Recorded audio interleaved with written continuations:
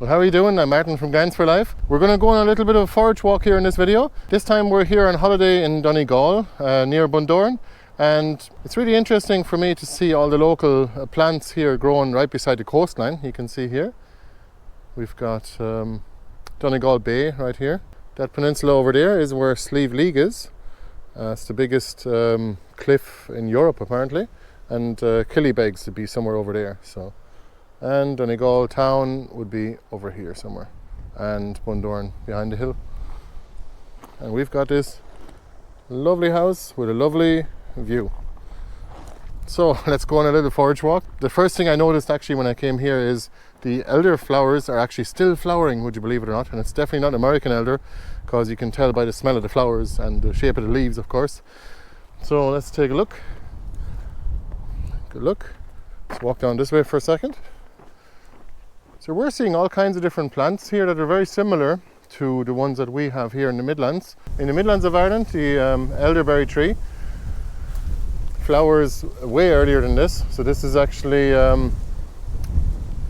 probably about 6 weeks behind, and you can see the bunches of flowers are much smaller too from what we're used to here in the Midlands. But still, some of them have already developed some berries, you can see here.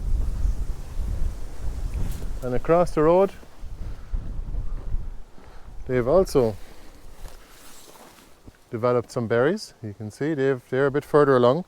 So our elders in the Midlands of Ireland, around Roscommon anyway, they usually flower at about the beginning of June until mid-June, and we usually miss it because it happens so quickly. And up here in this coastal climate, and we're only really about less than 100 meters from the coast, you can maybe see it from over there, and we have the elderflowers still developing. And alongside of the road we have lots of different bits and pieces, but I'm going to show you more of those behind the house up here. There's definitely plenty of dandelions here, and fuchsias and some blackberries, silverweed I see too, and nettles and creeping buttercup and grasses. So the fauna isn't all that different up here in Donegal, at least in the south of Donegal, and it's just that it's probably developing under a lot more constraint for fertility, for example, because the soils are probably not as rich here right next to the coast. We're only literally 100 meters from the coast here, and still we're seeing a lot of the same plants that we have in the Midlands of Ireland too. So let's take a look at the back. Toward the back of the property we have a bit of a meadow, and of course there is the good old ragwort, I believe it is, which probably has its uses, but it's being condemned because of its ability to kill ruminants.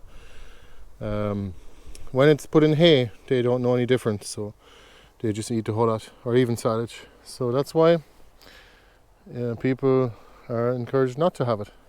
And you see here, you're not going to believe this. Look what I found. Take a guess what this is. The great mullen. I can't believe I've actually found wild examples of great mullen. Hang on. There's more of them over here. This is the very first time I've ever seen wild mullen that was not planted specifically. Look at that. Amazing. And there's a few of them here too. A bit of a standing of them. So you can see there's plenty of docks here that have gone to seed as well, and it's a fairly useful plant. In the meadow itself is mainly a mixture of creeping buttercup, a bit of vetch, a bit of grass, and dandelions, the odd dandelions, not very many, some docks as well, and some rushes. And of course we have ribwort plantain. You can see it here. That's the ribwort. And I've also seen the greater plantain as well. I'll show it to you if I come across it again. We've also got the thistle here. Not sure what use that is other than to the insects. You can see some bees here pollinating them, scoffing some nectar and bringing some home.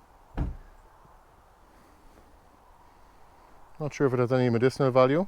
Please let us know in the comments if you do know. This is a hawthorn tree. Well, hawthorn is extremely useful. It's a heart strengthening medicine, and you can see the berries have already been developing. The flowers are extremely good for infusions and things like that, and for tinctures, but the berries and leaves are also useful too. Hawthorn is excellent. We have lots of it in the Midlands. I'm delighted to see it here. Here's the clover now. That pretty much grows everywhere up here. Oh well. Of course, here we have gorse. Gorse is useful for its flowers. You can make a wine from it. Not sure what else you can do with gorse in general. And we have some blackberries as well. And nettles. You can see them here. They've gone to seed, so you cannot harvest those anymore. You can see the leaves could be eaten in a soup, for example. It's very nice like that, and also have an antihistamine effect. You can take it in soup or in a tea, for example, in infusion. But once the stalks have gone, turned black, basically when the plants have gone to seed, you should not harvest them anymore. Something about them is off then at that point. Please let me know in the comments below if you have any idea what that is. I assume they're going poisonous probably, or they're probably not good for you anyway at that point once the stalks have gone black. Let's see what else we can find.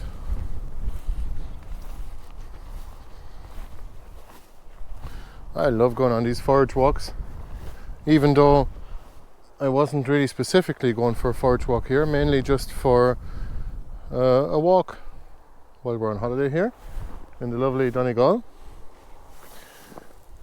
What plant is that? Is that a type of... looks like a thistle flower actually. Can anyone tell me in the comments below, please? I would appreciate your help. It's definitely not clover. I've seen clover, crimson clover and white clover. I doubt it would be a white Dutch clover, probably some other variety of white clover. And back here, much of the same types of plants. Here is Sticky Mickey, as we call it, around the Midlands. It's also known as cleavers.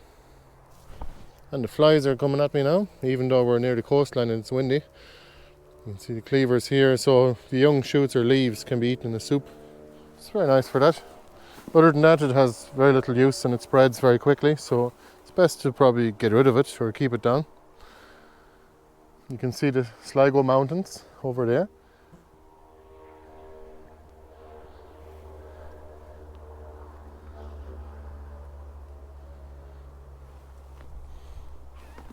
Much of the same plants here. We also have sloe berries, I see. Look at these. There's loads of berries here. Look at all those. Trees are full of berries here.